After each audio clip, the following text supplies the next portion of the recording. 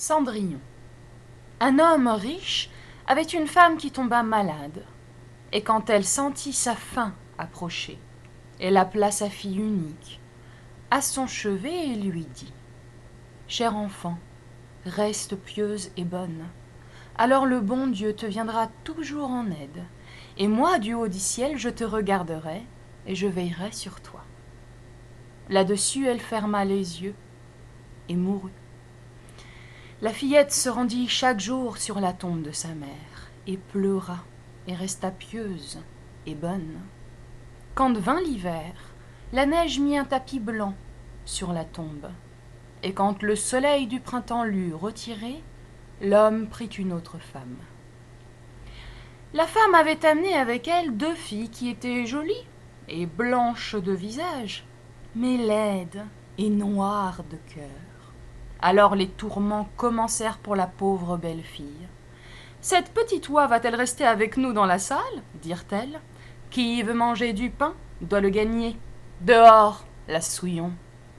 Elles lui enlevèrent ses belles robes, la vêtirent d'un vieux sarrau gris et lui donnèrent des sabots de bois. « Voyez un peu la fière princesse comme elle est nippée !» s'écrièrent-elles en riant. Et la conduisirent à la cuisine.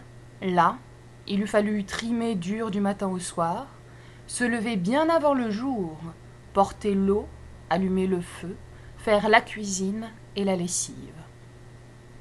Par-dessus le marché, les 2 sœurs lui faisaient toutes les misères imaginables, se moquaient d'elle, lui renversaient pois et lentilles, de sorte qu'il lui fallait rester à la cuisine et recommencer à les trier. Le soir, quand elle était exténuée de travail, elle ne se reposait pas dans un lit, elle devait se coucher près du foyer, dans les cendres. Et comme cela lui donnait toujours un air poussiéreux et malpropre, elle l'appelait Cendrillon. Il advint un jour que le père voulut se rendre à la foire. Alors il demanda à ses 2 belles filles ce qu'il devait leur apporter. « Des beaux habits, » dit l'une. « Des perles et des pierres précieuses, » dit l'autre. « Mais toi, Cendrillon, que désires-tu » dit le père. « Le premier rameau sur le chemin du retour, qui heurtera ton chapeau, cueillez-le et ramenez-le pour moi. » Il acheta pour les 2 sœurs de belles robes, des perles et des perles précieuses, et sur le chemin du retour, comme il passait à cheval à travers un buisson verdoyant, une branche de noisetier l'effleura et lui enleva son chapeau. Alors il cassa la branche et l'emporta. Rentré chez lui, il donna à ses belles filles ce qu'elles avaient souhaité, et à Cendrillon la branche de noisetier. Cendrillon le remercia, alla sur la tombe de sa mère et y planta la branche, et pleura si fort que ses larmes tombèrent dessus et l'arrosèrent. Or le rameau grandit et devint un bel arbre. Et 3 fois par jour, Cendrillon allait pleurer et prier sous son arbre. Et chaque fois, un petit oiseau blanc y venait, et quand elle exprimait un souhait, l'oiseau faisait tomber entre ses mains ce qu'elle avait souhaité. Or, il arriva que le roi donna une fête qui devait durer 3 jours, et à laquelle il invita toutes les jolies filles du pays afin que son fils pût choisir une fiancée. Quand les 2 sœurs apprirent qu'elles devaient s'y montrer aussi, elles furent ravies.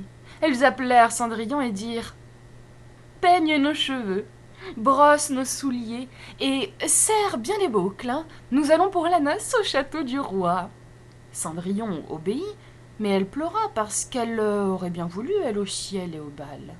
Elle pria sa belle-mère de lui permettre. « Mais Cendrillon, dit-elle, tu es pleine de poussière et de saleté, et tu veux aller à la noce, et tu n'as pas de robe, pas de chaussures, et tu veux aller danser. » Mais comme elle persistait dans ses prières, la belle-mère dit enfin : « Je t'ai versé un plat de lentilles dans les cendres. Si dans 2 heures tu les as triées, tu viendras avec nous. » La jeune fille sortit dans le jardin par la porte de derrière et cria : « Pigeon docile, tourterelle, Et vous tous, les oiseaux du ciel, venez aidez-moi à trier.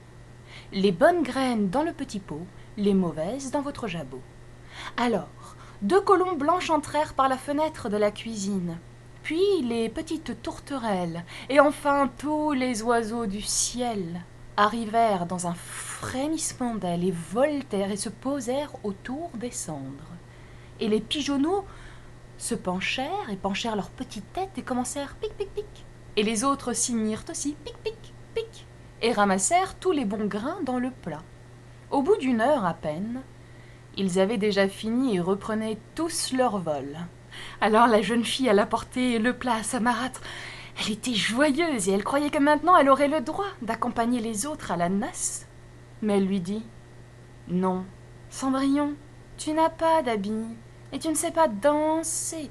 On ne ferait que se moquer de toi. » Comme Cendrillon pleurait, elle lui dit « Si tu peux débarrasser de la cendre 2 plats de lentilles en 1 heure, tu viendras avec nous. » Et elle pensait « Jamais elle ne pourra. » Quand elle eut répandu les 2 plats dans les cendres, la jeune fille sortit dans le jardin par la porte de derrière et cria « Pigeons dociles, petites tourterelles, et vous tous, oiseaux du ciel, venez et aidez-moi à trier. Les bonnes graines dans le petit pot, les mauvaises dans votre jabot. » Alors, 2 colombes blanches entrèrent par la fenêtre de la cuisine, puis les petites tourterelles et enfin tous les oiseaux du ciel arrivèrent dans un frémissement d'ailes et voltèrent et se posèrent autour de la cendre. Et les pigeonneaux penchèrent leurs petites têtes et commencèrent pic pic pic, et les autres signèrent aussi pic pic pic et ramassèrent leurs bons grains dans les plats. Et avant qu'une demi-heure fût passée, ils avaient déjà fini et tous reprirent leur vol. Alors la jeune fille alla porter les plats à sa marâtre et elle était joyeuse et elle croyait que maintenant elle pourrait les accompagner à la noce. Mais elle dit « Tout cela ne sert à rien. Tu ne viendras pas avec nous, car tu n'as pas d'habit et tu ne sais pas danser. Tu nous feras honte. » Puis elle lui tourna le dos et se hâta de partir avec ses 2 filles orgueilleuses. Quand il n'y eut plus personne dans la maison, Cendrillon alla sur la tombe de sa mère, sous le noisetier, et s'écria « Petit arbre, agite-toi, secoue-toi, jette de l'or et de l'argent sur moi. » Alors, l'oiseau lui jeta une robe d'or et d'argent, et des pantoufles brodées de soie et d'argent. Elle mit la robe en toute hâte et alla à la noce. Mais ses sœurs et sa marâtre ne la reconnurent pas. Elles pensèrent que ce devait être une princesse étrangère, tant elle était belle dans sa toilette d'or. Et elles ne pensaient pas du tout à Cendrillon. Elles la croyaient à la maison, assise dans la crasse, à chercher les lentilles parmi les cendres. Le fils du roi alla au-devant d'elle, la prit par la main et dansa avec elle. Il ne voulut danser avec personne d'autre, de sorte qu'il ne lui lâcha plus la main. Et quand un cavalier venait l'inviter, il disait « C'est ma cavalière. » Elle dansa jusqu'au soir. Alors elle voulut rentrer chez elle, mais le fils du roi dit « Je vais avec toi et je t'accompagne », car il voulait voir à qui appartenait cette jolie jeune fille. Mais elle lui échappa en sautant dans le pigeonnier. Alors le fils du roi attendit le père et dit que la jeune fille inconnue avait sauté dans le pigeonnier. Le vieux se demanda « Serait-ce Cendrillon ?» Et ils durent lui apporter une hache et une pioche pour démolir le pigeonnier. Mais il n'y avait personne dedans. Et quand ils entrèrent dans la maison, Cendrillon était couché dans la cendre avec ses vêtements sales, et une petite lampe à huile jetait une lueur trouble dans la cheminée, car Cendrillon avait vivement sauté du pigeonnier par derrière et avait couru au noisetier. Là, elle avait retiré ses beaux habits, ses vêtements, les avait mis sur la tombe, et les oiseaux les avaient emportés. Puis, vêtue de son sarrau gris, elle s'était assise près de l'âtre dans la cuisine. Le lendemain, comme la fête recommençait, et que ses parents et ses sœurs étaient de nouveau partis, Cendrillon alla au noisetier. « Petit arbre, agite-toi, secoue-toi, jette de l'or et de l'argent sur moi. » Alors l'oiseau lui jeta une robe encore plus splendide que la veille. Et quand, dans cette toilette, elle fit son apparition à la fête, chacun s'extasia de sa beauté. Mais le fils du roi avait attendu sa venue. Il la prit aussitôt par la main et ne dansa qu'avec elle. Quand les autres venaient l'inviter, il disait « C'est ma cavalière ». Le soir venu, elle voulut partir et le fils du roi la suivit pour voir dans quelle maison elle allait. Mais elle lui échappa en sautant dans le jardin derrière la maison. Il y avait là un grand et bel arbre couvert des poires les plus merveilleuses. Elle grimpa entre les branches aussi lestement qu'un écureuil, et le prince ne sut pas où elle était passée. Mais il attendit le père et lui dit « La jeune fille inconnue a échappé et je crois qu'elle a sauté dans le poirier. » Le père se demanda « Serait-ce Cendrillon ?» Il envoya chercher une hache et abattit l'arbre, mais il n'y avait personne dessus. Et quand ils entrèrent dans la cuisine, Cendrillon était couchée dans les cendres comme à l'accoutumée, car elle avait sauté par terre de l'autre côté de l'arbre, avait rapporté ses beaux habits à l'oiseau du noisetier et remis son sarrau gris. Le troisième jour, quand ses parents et ses sœurs furent partis, Cendrillon retourna sur la tombe de sa mère et dit à l'arbuste « Petit arbre, agite-toi, secoue-toi, jette de l'or et de l'argent sur moi. » Alors l'oiseau lui jeta une robe qui était si somptueuse et si brillante qu'elle n'en avait pas encore eu de pareille, et les pantoufles étaient tout en or. Quand elle arriva à la fête, dans cette toilette, tous furent interdits d'admiration.